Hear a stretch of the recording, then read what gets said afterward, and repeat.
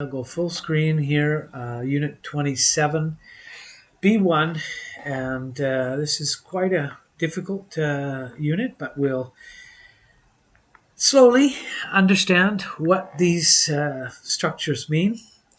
Let's look first at make and do. Make and do, generally, you can use do for actions, obligations, repetitive tasks.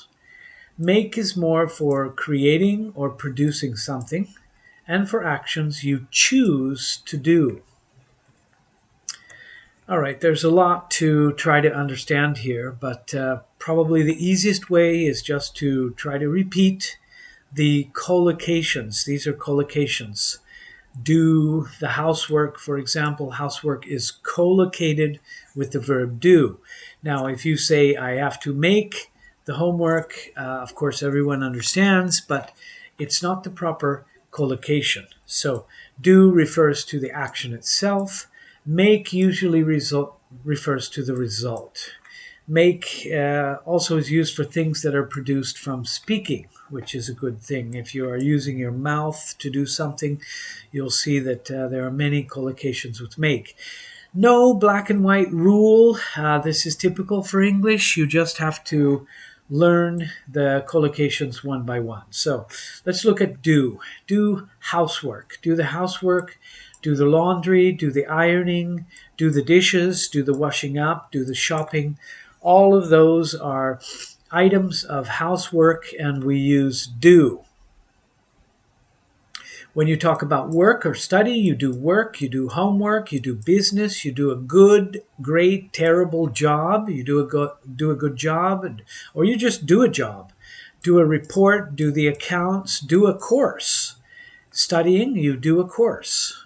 You can take a course also, but that's if you prefer, you can do a course. Taking care of your body, you do exercise, you do your hair. That means that you style your hair.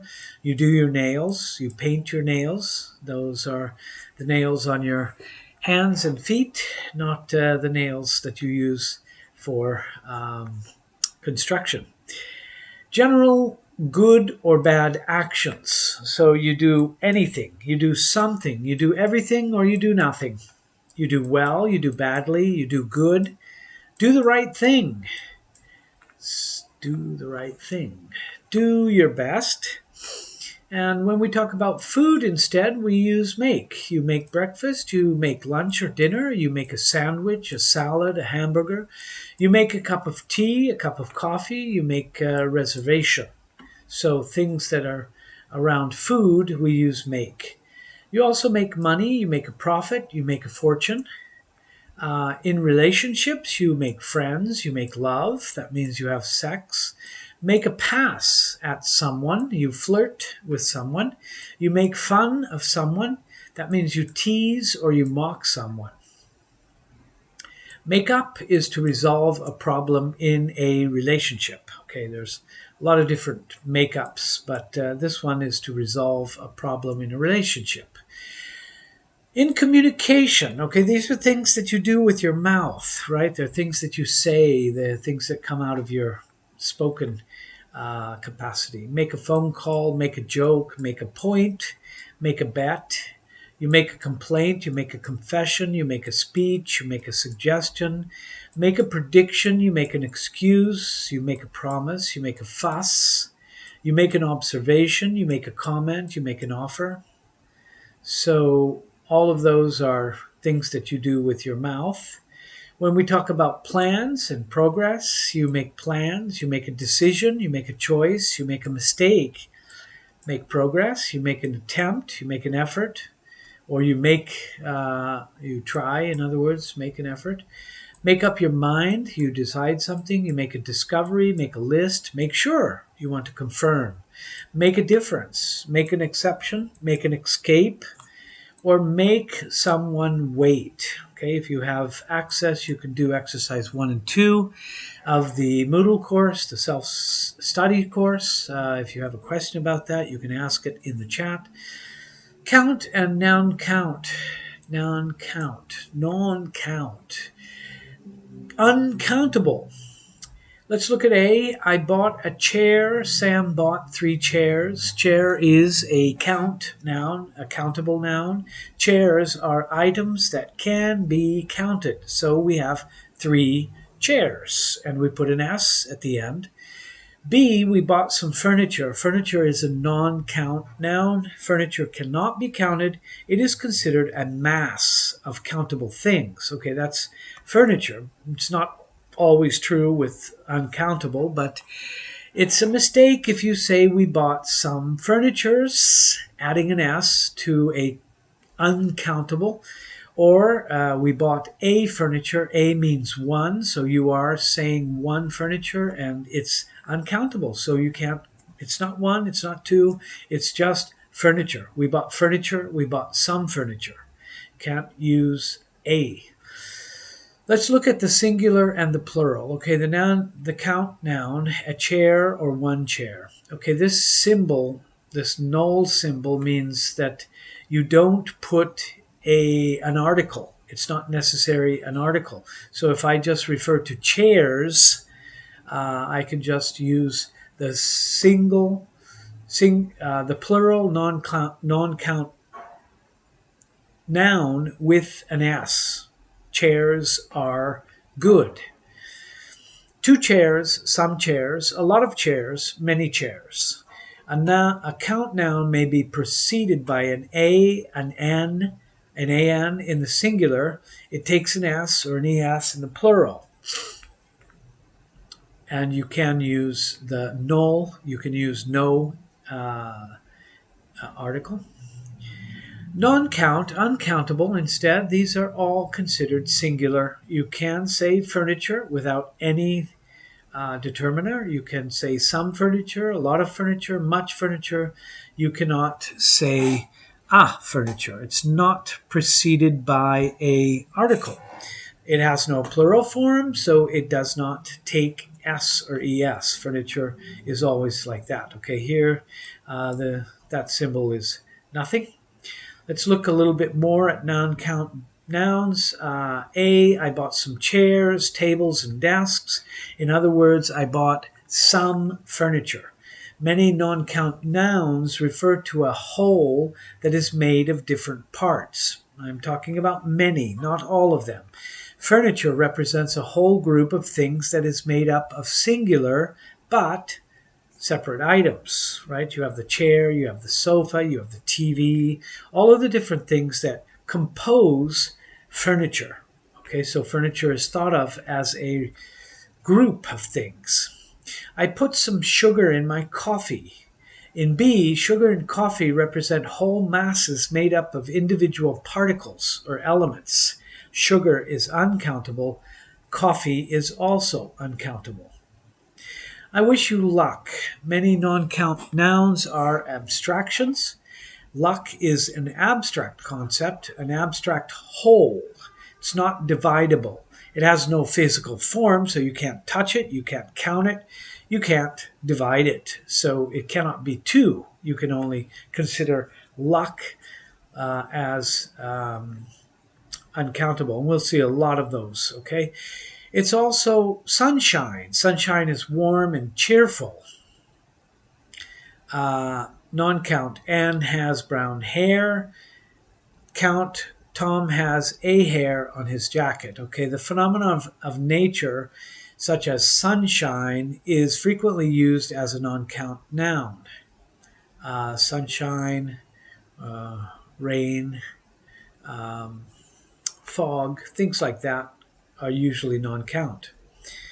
Non-count F, I opened the curtains to let in some light. Many nouns can be used as either non-count or count nouns, but the meaning is different. We have a hair in E and light in F.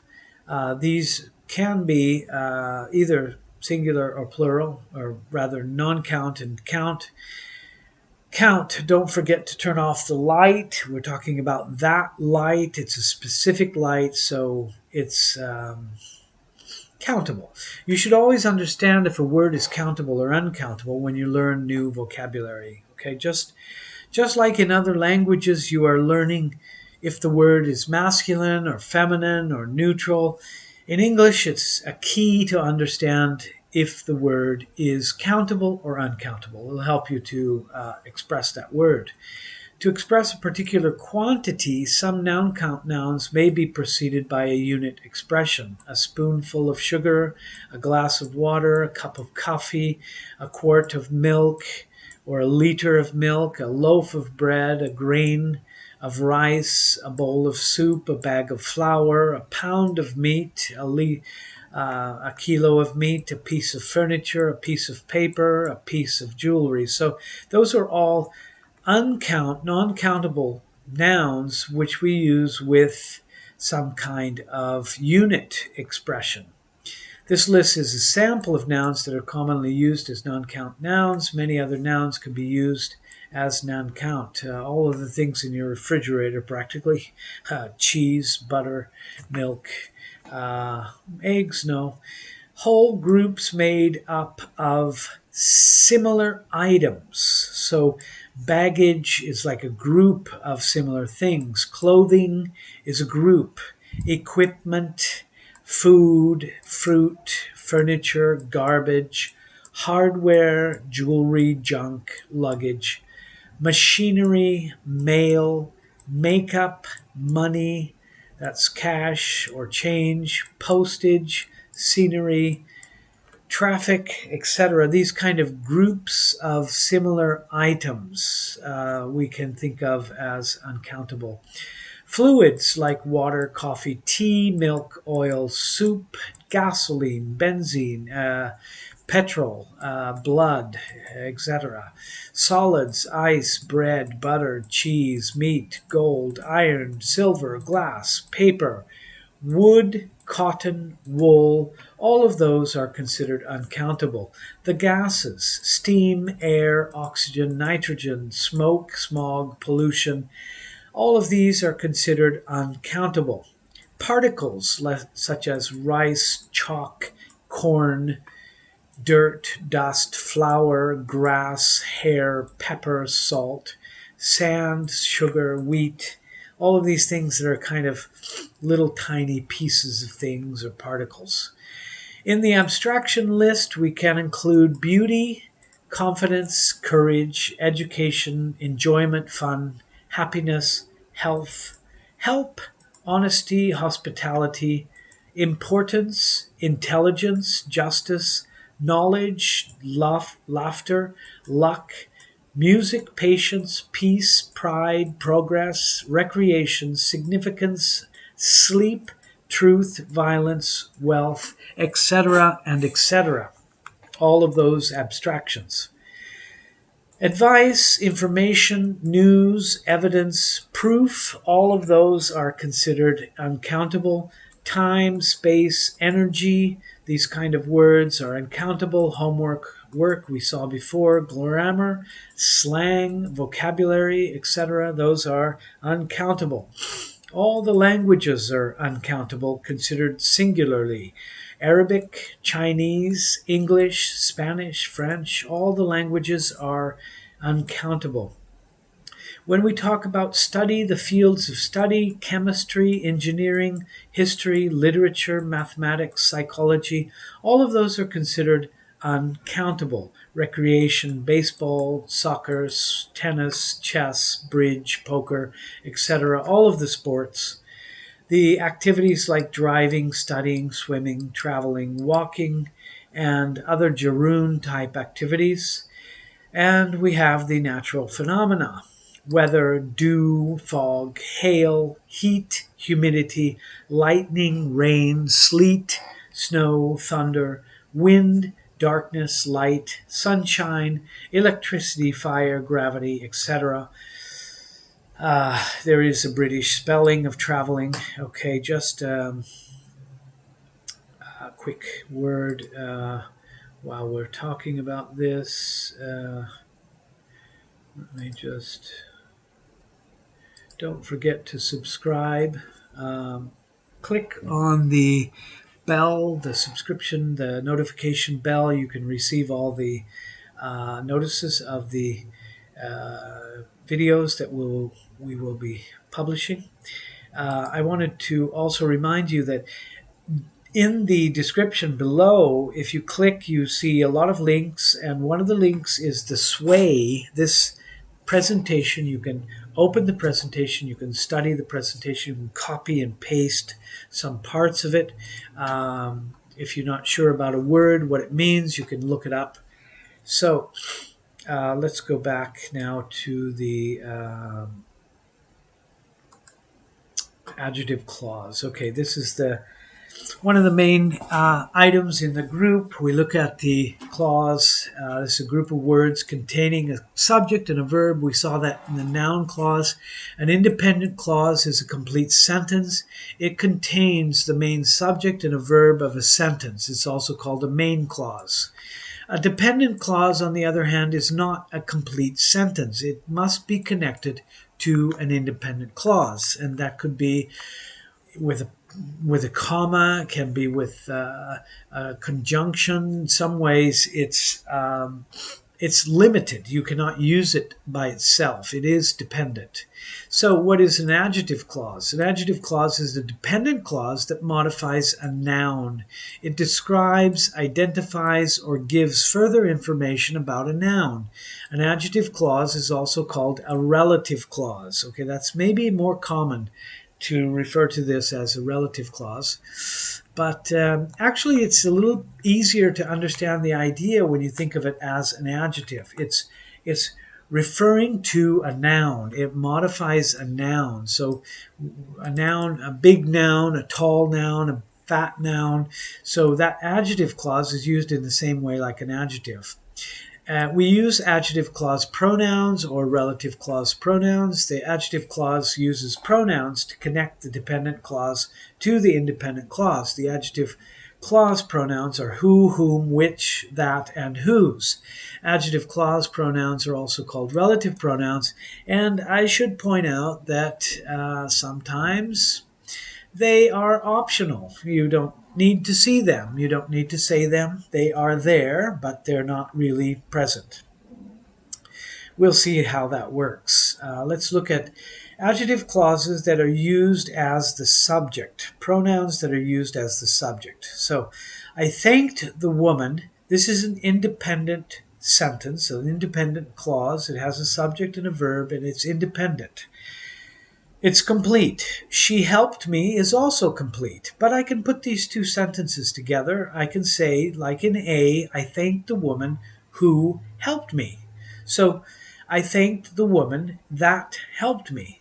I thanked the woman is an independent clause. I thanked the woman. But who helped me is an adjective clause. The adjective clause modifies the noun woman. So which woman am I talking about? I thank the woman who helped me, the woman that helped me. So I'm eliminating the pronoun she, and I'm substituting with the relative pronoun, putting these two sentences together. In A, who is the subject of the adjective clause, who helped me. In B, that is the subject of the adjective clause. A and B have the same meaning. We'll also look at C and D. They are the same. The book is mine. It is on the table. Okay, so I can say the book which is on the table is mine. I am substituting it, the subject here. The book that is on the table is mine. Who is used for people, which is used for things, that you can use for both people and things. It is incorrect to say that the book is mine, that is on the table. Just confusing the entire idea. You have to put the relative clause that is on the table near the book. Okay, so I can't say the book is mine that is on the table, because that is difficult to understand what you are referring to. Now let's look at those pronouns used as the object of a preposition. She is the woman. I told you about her. So her is the pronoun in this case that I want to substitute. So I have four choices now. She is the woman about whom I told you. B, she is the woman who or whom I told you about. She is the woman that I told you about, or D, she is the woman I told you about. Actually, there's 5 choices because whom or who could be used here in B. In very formal English, the preposition comes at the beginning of the adjective clause, like in A or in E. She is the woman about whom I told you, and then we'll see E later. Usually, however, in everyday usage, the preposition comes after the subject and the verb of the adjective clause, as in the other examples. B, C, and D, you see we have the preposition at the end. Preposition at the end. That's a good rule to remember. Okay, I can do that also with a thing. Here we have a person, so I have 1, 2, 3, 4, 5 choices. And with a thing, the music was good. We listened to it last night. We listened to the music. So I'm using it as an object. Okay, so I can say E, the music to which we listened to last night was good. F, the music which we listened to last night was good. G, the music that we listened to last night was good. Or H, the music we listened to last night was good. And I can tell you that just generally in spoken English, we prefer H just to eliminate that. And D, she's the woman I told you about. If the preposition comes at the beginning of the adjective clause, only whom or which may be used. A preposition is never immediately followed by that or who. Who, which, or that which is not possible. It's a mistake. It's incorrect to say she is the woman about who I told you. So we are putting that preposition with who, and that's not good. The music to that we listened to last night was good. There's the preposition to, and we have that, not good. Those are incorrect. You can do exercise 5 if you have access. Okay, one more thing about the usual patterns. If you don't know this word, this is a very good word to understand. Patterns are like something like a design or a construction or a way of simplifying a structure, understanding the ideas that can be related to similar ideas. So the pattern, usual pattern, I like the people who live next to me. Less usual is I like the people that live next to me. So we prefer who. In everyday informal usage, often one adjective clause pattern is used more commonly than another. In A, as a subject pronoun, who is more common than that. In B, I like books that have good plots. Less usual, I like books which have good plots. Now, it's not a mistake, but it's just much more common that than which. Usual, I like the people I met last night. I like the book I read last night, just like last week, sorry. B and D, C and D, object pronouns are commonly omitted, especially in speaking. This is the most common way, okay? All right, we'll just look quickly at the causative verbs. This is a really difficult structure, a different pattern, but there is one. I got the AA to come, so we'll just look at this so you understand. A, I made my brother carry my case, my suitcase. B, I had my brother carry my suitcase. C, I got my brother to carry my suitcase. Okay, we have these forms that X makes Y do something. It's a very simple form. X has Y do something. The verb is also here in the simple form, do. X gets Y to do something. So I'm using the infinitive with to, with get. Make, have, and get can be used to express the idea that X causes Y to do something. That's why we're calling it a causative verb. You will notice the pattern. You make, and then you have someone, usually someone, but you can have also something. You can have, I made my team do something. So it doesn't necessarily have to be a person, but you are causing Y to do something. When they are used as causative verbs, their meanings are similar but not identical.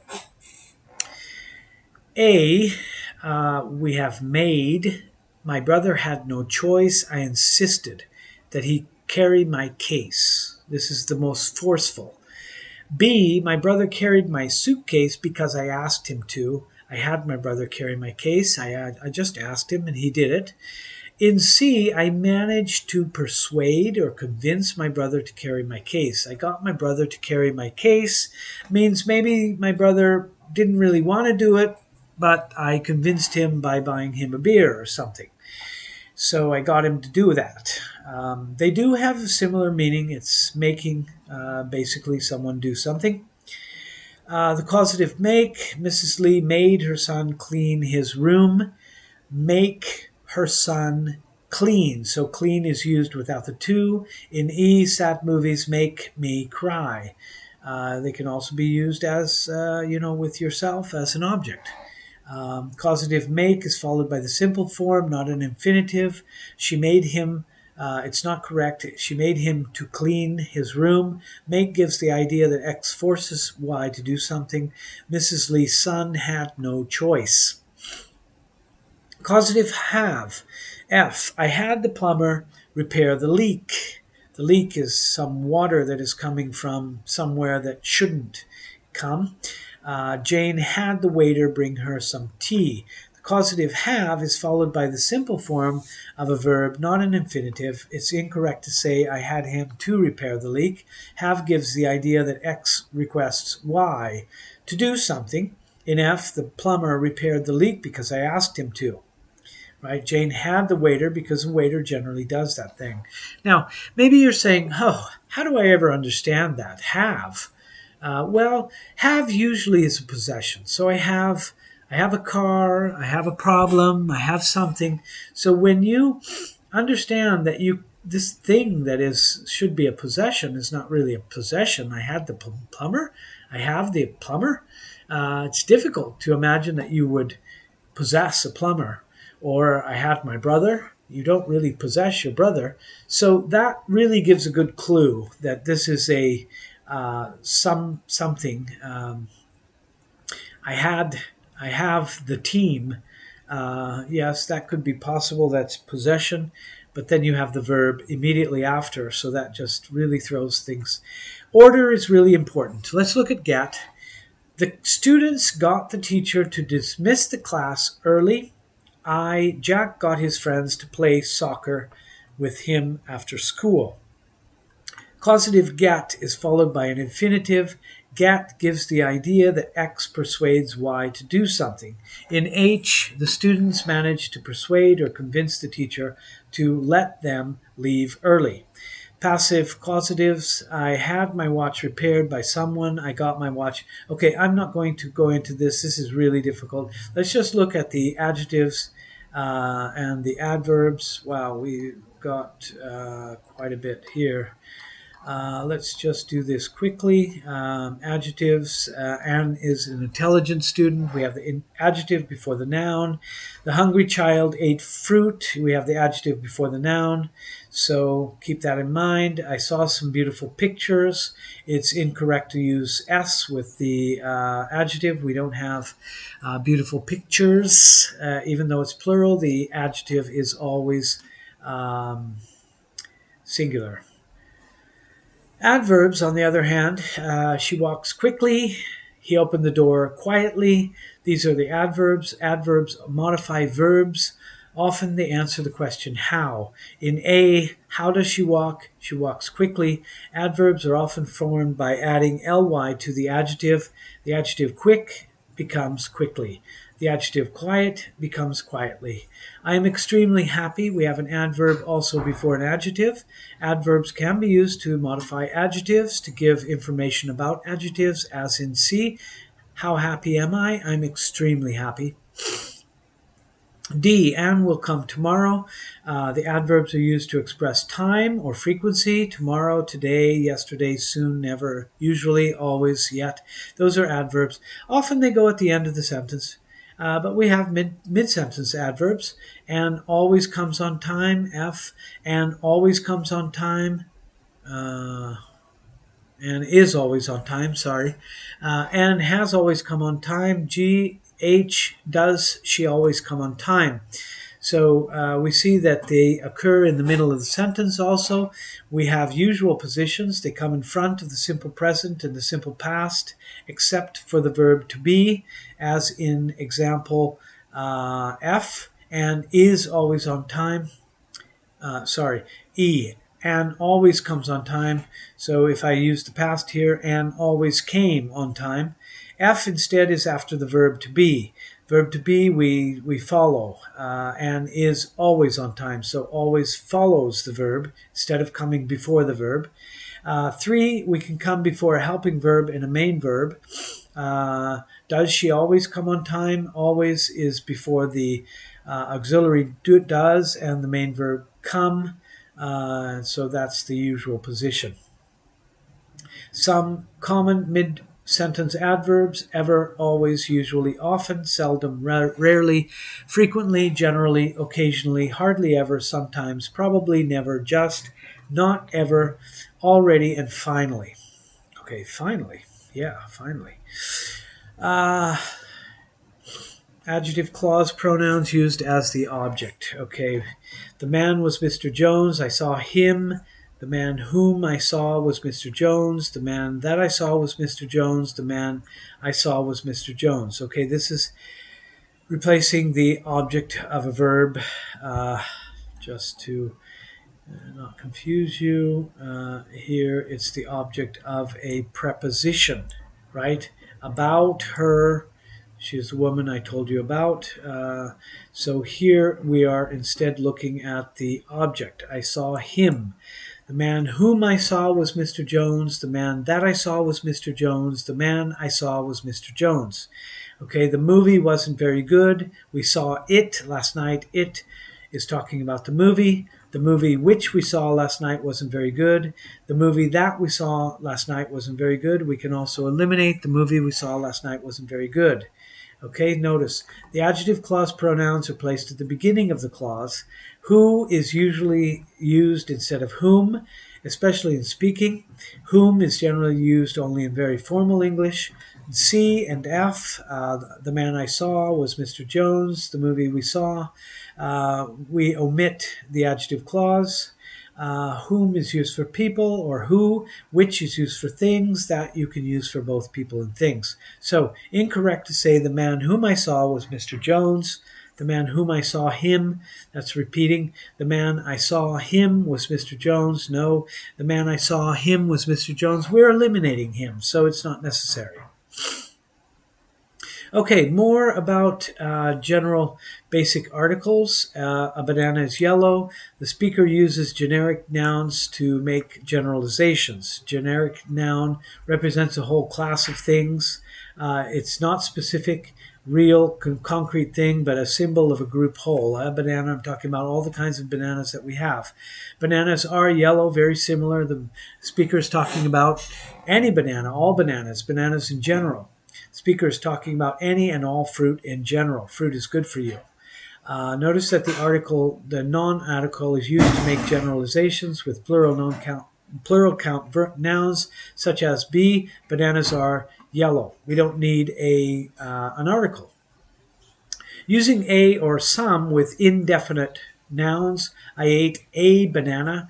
Indefinite nouns are actual things. They're not symbols, but they are not specifically identified. So I ate a banana. I'm talking about a real banana. I ate some bananas. That's the plural count noun. The speaker is not referring to this banana or that banana or the banana that you gave me, simply saying he ate one banana or maybe more. The listener does not know or need to know which specific banana was eating. Is simply one banana out of a group of whole things in this world called bananas. I ate some bananas. I ate some fruit. In E and F, I ate some bananas, I ate some fruit. Some is often used with an indefinite plural count noun and indefinite noun count nouns. In addition to some speakers use 2, 3, 4. You can use that. I ate 5 bananas. You can, but not with the countable. I don't eat 5 fruit. Several, a lot of. Plural non-count, we use a little or a lot of with non-count nouns. Using the, which is a definite noun. This is a singular non-count noun. Thank you for the banana. Noun is definite when both the speaker and the listener are thinking about the same specific thing. The banana, we know which one. Plural count noun, thank you for the banana. In G, the speaker uses the because the listener knows which specific banana the speaker is talking about. In other words, the particular banana which the listener gave to the speaker. Thank you for this banana, the banana. Thank you for the fruit. This is non-count. Notice that the is used with both singular and plural count nouns and non-count nouns. Okay. Wow. Okay, let's just look at this quickly. The sun is bright today. Please hand this book to the teacher. Please open the door. Omar is in the kitchen. Use the when you know or you assume that your listener is familiar with and thinking about the same specific thing or person you are talking about. So this is a specific thing. The sun, the teacher, the door.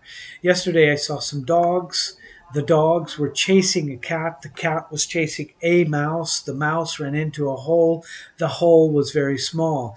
You see that the for the second mention of an indefinite noun. So first I saw some dogs, but then they became the dogs. First I saw a cat, and then it became the cat. So the first mention, I need to use something non-specific, and instead, when I continue to talk about it, I can use the. Correct. Apples are my favorite fruit. Incorrect. The apples are my favorite fruit. Correct. Gold is a metal. Incorrect. The gold is a metal. Do not use the with a plural count noun such as apples.